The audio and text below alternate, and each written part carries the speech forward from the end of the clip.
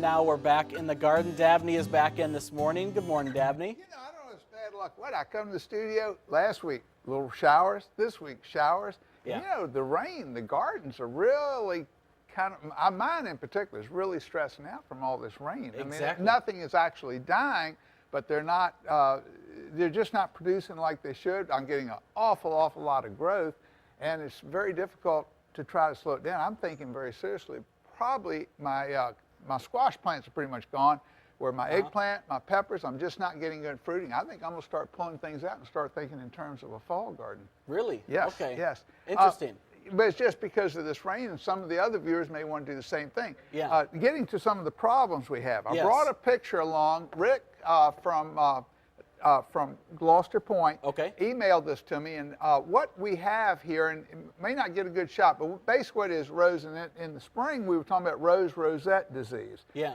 That's a disease that's caused by spider mite. And he emailed me and said, my plants are doing great, but I'm getting all this strange growth. Well, this mottled growth, that's typical of rosette disease. So those viewers, if you have roses that are still growing and looking fairly good, but at the same time you're starting to see some deformed growth, that odds are that is the disease, and you want to cut that out because it will continue going through the rest of the plant, Rick. So try to take that part out so that we can hopefully save them, because whether this disease will totally kill your bush remains to be seen, but it certainly does do some damage to the growth and doesn't look good. Yeah, that doesn't look good at all. Now, what do we have right here? Okay, well, I just picked up coming in this morning a few pieces of evergreen shrub, and basically what we're talking about here, and this is the time of year that if you want to get some new plants, this is a good time of year to take cuttings. Yeah. And what we're doing, we're taking all this rain is giving us all this growth, and on evergreens, it's what we call hardened off new growth.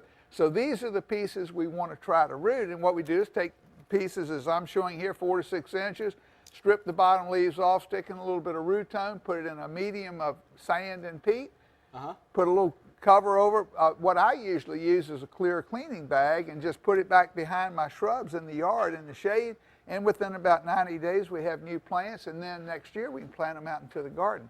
So just things we can start working on for this time of year. These don't produce anything edible though, No. These are just for shrubs. The reason why I ask is some of you may know last week on Monday I had my wisdom teeth pulled. So I've been on a soft diet for days. Actually, your daughter, Dabney, pulled the teeth. Did a good job, too. Well, thank you. Might add. But I've been looking for real food to eat. I'm kind of getting tired of the applesauce every day. So that was a question there. Now, a quick question from one of our viewers here.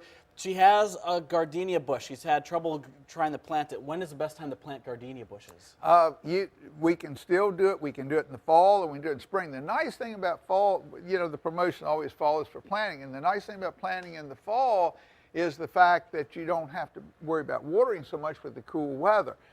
Keep in mind, though, we're not quite to the fall yet, so I would probably recommend sometime mid-September on for evergreens. And, of course, the evergreens are the ones that do not lose their leaves during the winter. Right, okay. All right, great. Well, we're out of time right now, but thanks a lot, Dabney. We've got some good tips here. This is kind of a cool idea. I'm going to try that out. Maybe I'll take one of these home. We'll be back with some more news and last check of weather coming up right after this.